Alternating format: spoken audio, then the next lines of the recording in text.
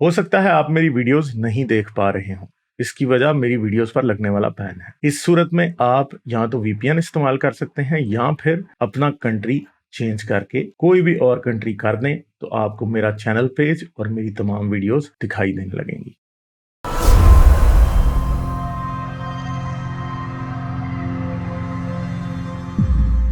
अच्छा, तो उत्तम, बात करेंगे कश्मीर फाइल्स की। जी।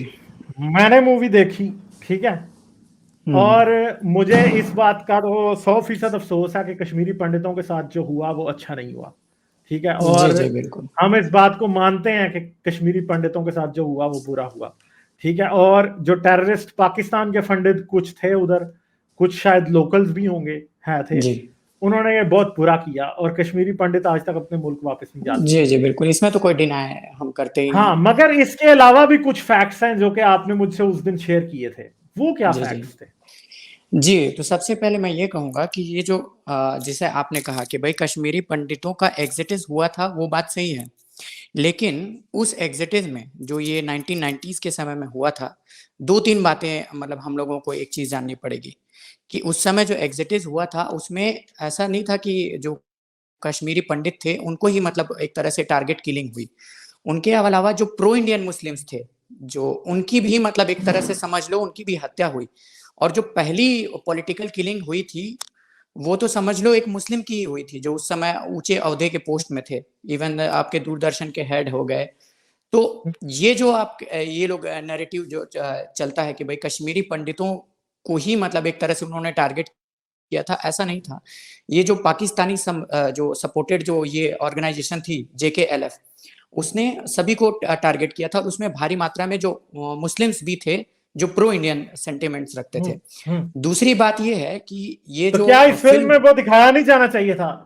बिल्कुल दिखाया उत्तम। जाना चाहिए और इसमें दिक्कत क्या है, ये फ़िल्म आपको न जब आप देखोगे, तो देखते ही पता चल जाता है कि ये फ़िल्म पूरी-पूरी प्रोपेगेंडा है और उसका सबूत प्रोपेगेंडा। क्या है?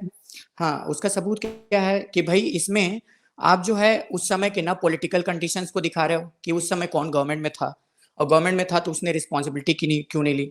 और ऊपर से आप जो है इसमें एक तरह का बिगेटरी फैला रहे हो कि आप देखो कि इस फ़िल्म में ज़्यादातर बातें जो कही गई हैं पूरा मतलब एक वन साइडेड नैरेटिव आप जब देखोगे तो लगेगा कि भई इसमें मुस्लिम्स को ही विलेन मतलब आप बता दोगे। लेकिन जब आप इंटरव्यू सुनोगे, जो जो भी कश्मीरी पंडित्स हैं, तो उनकी आप उसमें साफ-साफ वो बताते हैं कि भई ऐसा नहीं था कि केवल मुस्लिम्स ने हमें हेल्प नहीं की। मतलब ज़्यादातर जो हम वहाँ से बच के निकल पाए तो उसमें हमारे नेबर्स ने भी बहुत वो की। तो इसमें ये जो नैरेटिव है उसको इन्होंने मतलब साइडलाइन कर दिया और ये एक तरह से नैरेटिव इन्होंने चला दिया कि भई ये मुस्लिम्स ही हैं, इनके कारण ही हुआ। यहाँ तक आप सोचोगे कि इन्होंने सूफियों को इस फ़िल्म में कह दिया कि भई सूफियों ने अपने तलवार के दम पे हाँ, हाँ, तलवार के मज़हब दम पे। फैलाया। जबकि बेसिक हिस्ट्री का स्टूडेंट भी बता देगा कि भई सूफियों का तलवार से कोई रिलेशन नहीं था। कोई ताल्लुक वो नहीं था। जिहादियों का बिल्कुल। रहा होगा जो कुरान को हाँ। लिटरली फ़ॉलो करते हैं। लेकिन सूफियों का जो सूफी वे तो ऑफ कुरान थिंकिंग को था। इतना फॉलो भी नहीं करते थे ना, पुराने सूफी तो वाकई नहीं हुँ, करते। बुल्ले शाह का क्या ताल्लुक है? हाँ। तो हाँ, इस फ़िल्म का जो साफ-साफ डायलॉग है जिसमें वो कहता है कि भई सूफियों ने तलवार के दम पे हमारा मज़हब चेंज कराया। हाँ, ये अनुपम खेर बोलता है, आपने देखा होगा।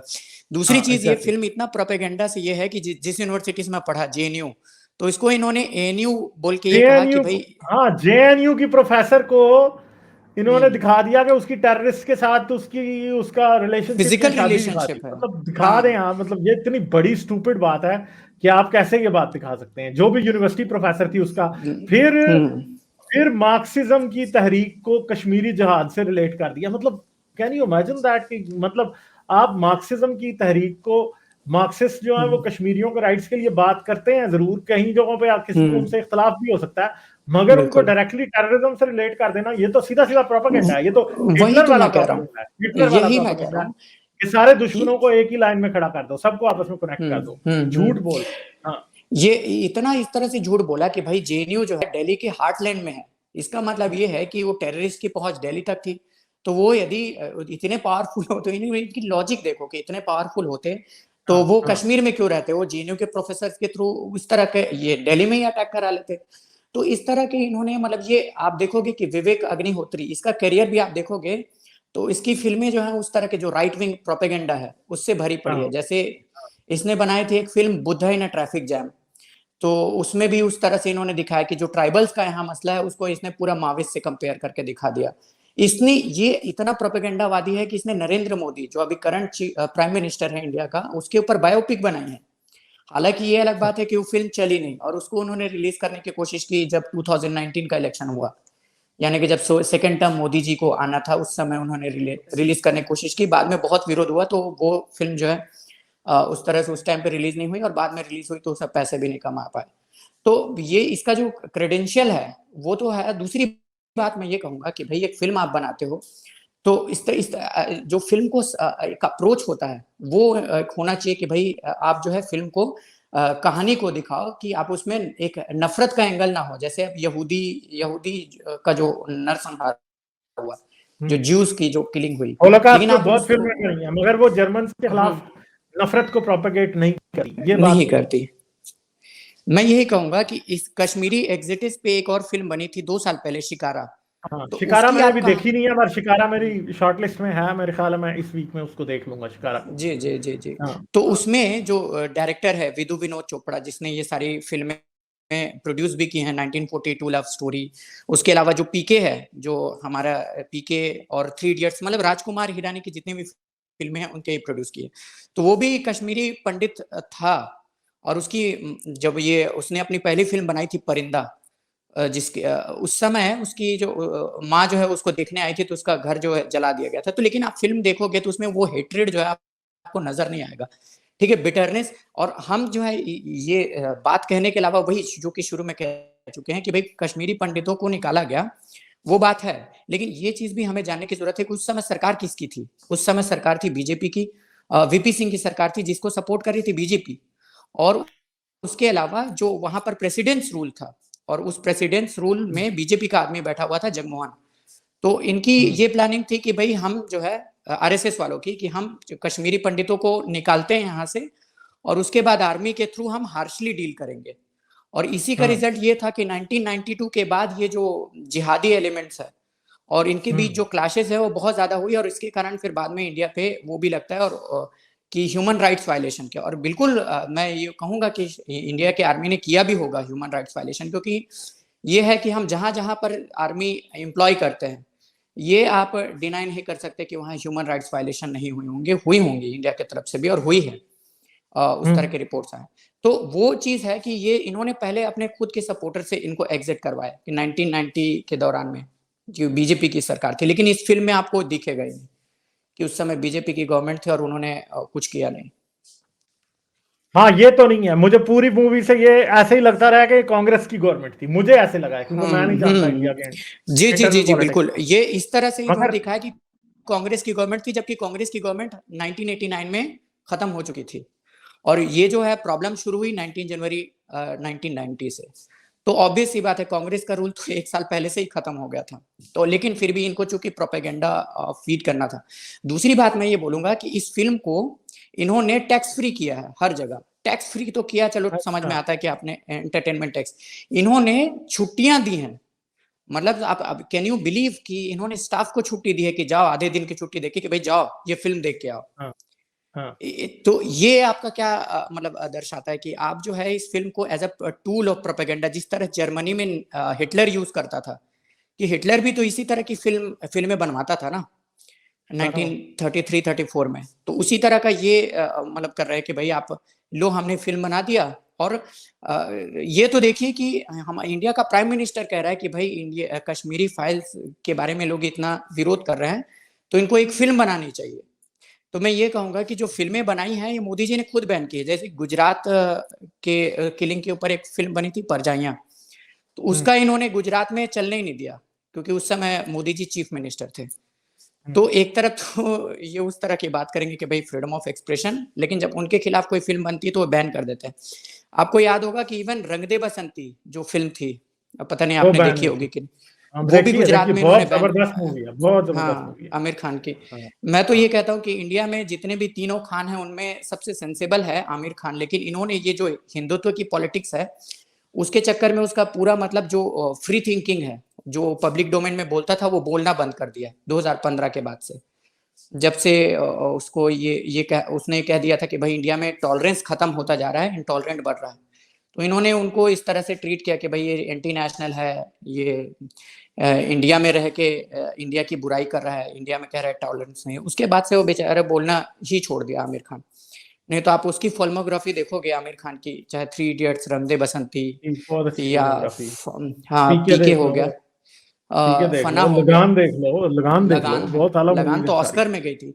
तो हाँ। उस तरह से सेंसेबल आदमी है। तो मैं ये कहूंगा कि जो फिल्में होती है ना, वो समाज का आईना होती है, लेकिन जो प्रोपेगेंडा फिल्में होती हैं हम तो उसको फिल्मों की कैटेगरी में नहीं लेते। तो मैं यही हम्म, कहूंगा कि कश्मीरी जो कश्मीर फाइल्स है, इस पे एक न्यूज लॉन्ड्री की रिपोर्ट भी आई थी कि जो आरएसएस के जो लोग हैं, वो हम्म, मतलब जो है वो ऐसे कह रहे हैं कि भाई ये जो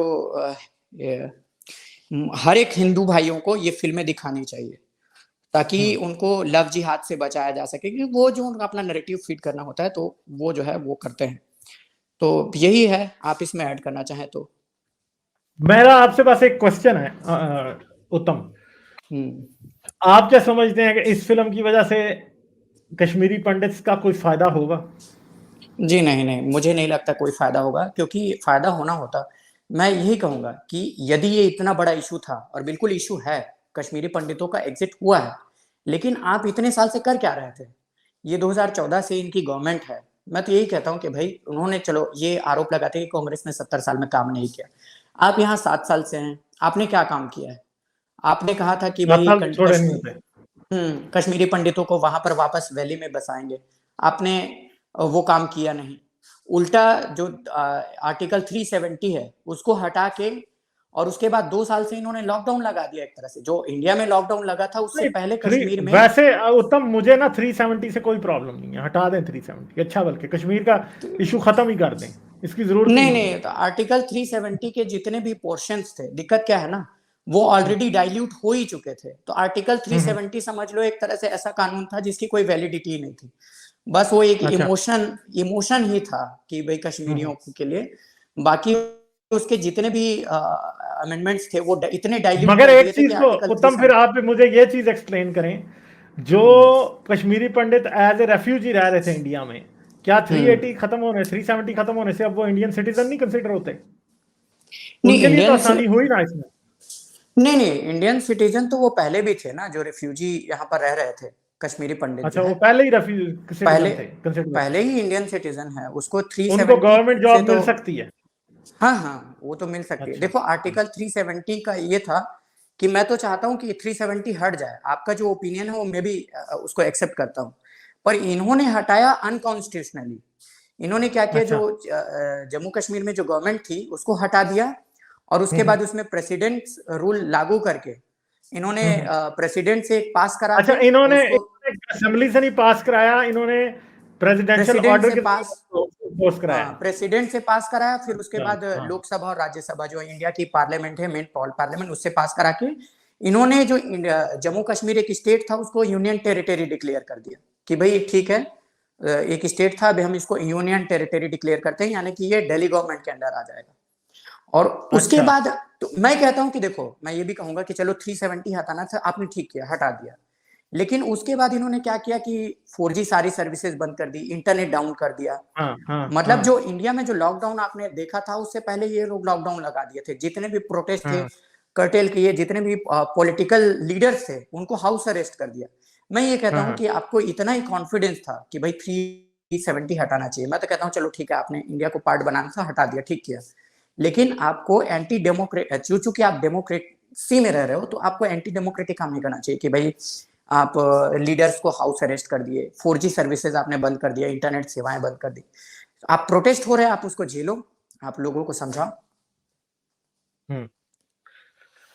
चलें, मगर अब मेन बात यह है कि क्या आपको लगता है कि कश्मीरी पंडित वहां वापस जा पाएंगे?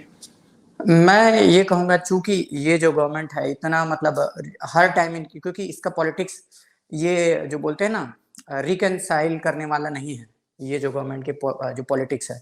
तो मुझे नहीं लगता कि कश्मीरी पंडित जो है, जब ये मतलब ये उस तरह से वापस जा पाएंगे। मैं तो आई थिंक ऑप्टिमिस्ट नहीं हूँ, अनटिल और अनलेस ये कहें कि भाई एक अलग कॉलोनी बनाएंगे कश्मीरी पंडित्स के लिए। और दूसरी बात ये है कि अब बहुत सारे कश्मीरी पंडित जो हैं वो तो वापस जाना चाहते हैं, और बहुत सारे ऐसे भी हैं जो वापस नहीं जाना चाहते, उनकी लाइफ सेटल्स है, वो पहले ही मतलब जो जितने भी कश्मीरी पंडित थे, ऐसा नहीं था कि वो गरीब थे, वो वेल ऑफ थे, वो ज्यादातर गवर्नमेंट जॉब होल्डर थे। तो कुछ लोग ऐसे भी हैं जो इंजीनियर हैं, कुछ फॉरेन में हैं, कुछ सेटल्ड हैं। तो ये भी कॉम्प्लिकेटेड इशू है। मैं ये चाहूंगा कि कश्मीरी पंडित जो हैं वापस जाएं, वहां पर वापस रहें, लेकिन इसके लिए गवर्नमेंट को खुद वही डेमोक्रेसी के तहत उनको डायलॉग करना पड़ेगा, उनको बातचीत करनी पड़ेगी। 30 भाई इयर्स कश्मीरी, उत्तम, 30 इयर्स बहुत ज्यादा होते हैं। कुछ बच्चे तो ऐसे होंगे जिन्होंने कभी कश्मीर देखा ही नहीं है, वो क्यों जाएंगे वापस? हाँ, कश्मीर देखा ही नहीं है। कई लोगों को कश्मीर की लैंग्वेज ही नहीं आती है। जब आप लैंग्वेज और कल्चर से ही कट जाओगे तो फिर आपका ये इमोशन है वो तो हट जाता है। लाइक, शेयर और सब्सक्राइब करना मत भूलें। इसके साथ साथ आप मेरे चैनल को पेट्रियन पर सपोर्ट कर सकते हैं। पेट्रियन का लिंक वीडियो की डिस्क्रिप्शन में है।